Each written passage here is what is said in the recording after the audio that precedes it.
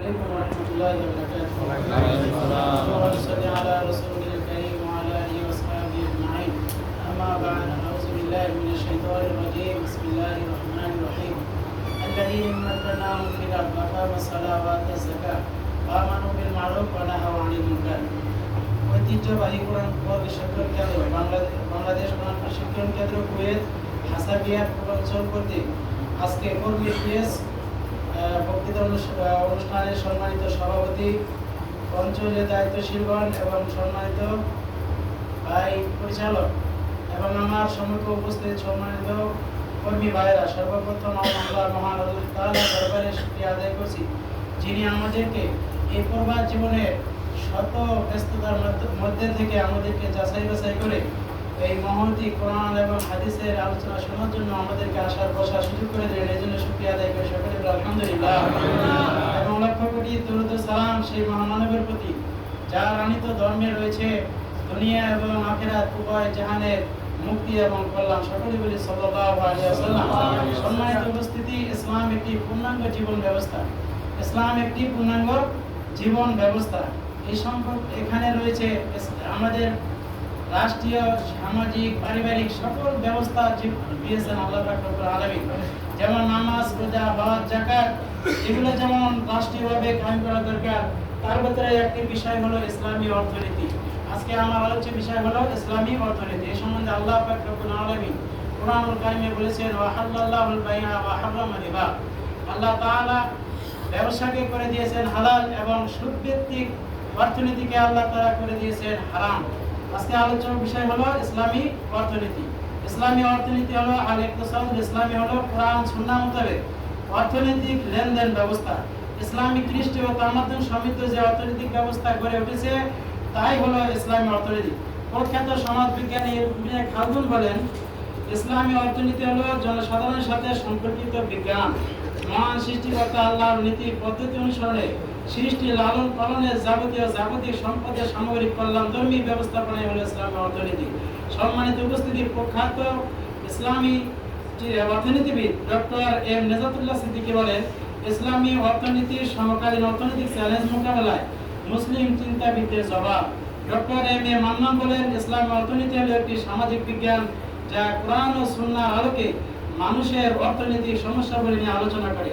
মাওলানা হিফজুর রহমান রাহিমাহুল্লাহ বলেন, শরীয়তের পরিভাষায় যে বিদ্যা বা জ্ঞানের মাধ্যমে এমন সব উপায় সম্বন্ধে জ্ঞাত হওয়া যায় যা দ্বারা ধন সম্পদ আহরণ ও ব্যয় উপযুক্ত ও সঠিক পন্থা এবং বিনষ্ট হওয়ার প্রকৃত কারণ নির্দেশ করা হয়, তাই হলো ইসলামী অর্থনীতি। ইসলামী অর্থনীতির কিছু গুরুত্ব এবং উদ্দেশ্য এবং সফলতাও রয়েছে। তদ্রূপ ঈমান ও আমলের ক্ষেত্রে যেমনিভাবে আল্লাহর বিধান মেনে নেওয়া চলা এবং আবশ্যক, অনুরূপভাবে অর্থনৈতিক উপার্জন ও ব্যয় এবং ব্যবসা বাণিজ্য পরিচালনার ক্ষেত্রেও আল্লাহর বিধান আমাদেরকে মেনে নেওয়া আবশ্যক। সম্মানিত উপস্থিতি, অর্থনৈতিক জীবনে যাতে ভারসাম্য ক্ষুণ্ণ না হয়, যাতে কোনো সমস্যা না হয়, এর জন্য হালাল হারাম বিধান প্রবর্তন করা হয়েছে। সম্মানিত উপস্থিতি, ইসলামী অর্থনীতি এমন একটা জিনিস যেখানে গরিব যেন অনাহারে অর্ধাহারে মারা না যায়, সেদিকে খেয়াল রাখা।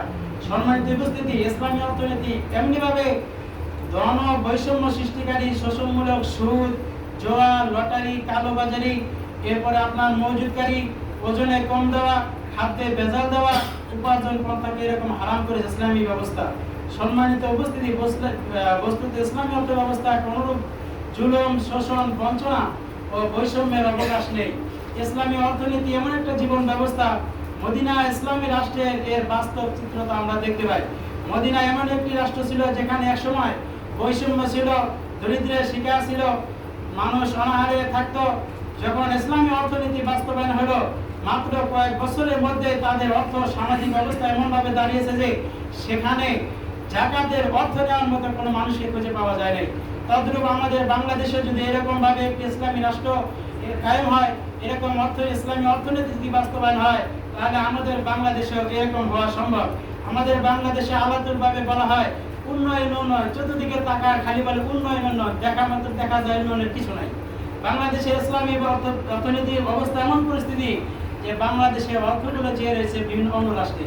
তদ্রূপ যদি বাংলাদেশের ভেতরে এমন একটি রাষ্ট্র কায়েম হয়, এমন একটি রাষ্ট্রনায়ক যদি আমাদের মাঝে আসে, আর ইসলামী অর্থনীতি যদি বাস্তবায়ন হয় তাহলে দেখা যাবে আমাদের দেশেও এরকম সকল সমস্যার সমাধান হয়ে যাবে।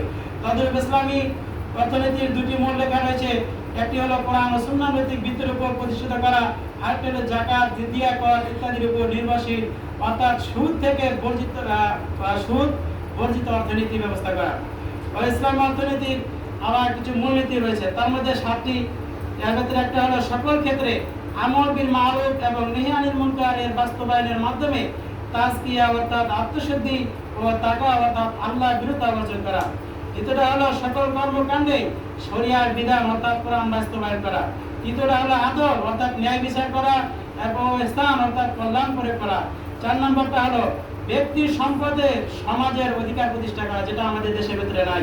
আল্লাহ তাআলা আমাদের দেশের ভিতরে এটা বাস্তবায়ন করার জন্য সুযোগ করে দিয়েছে, বলে আমিন।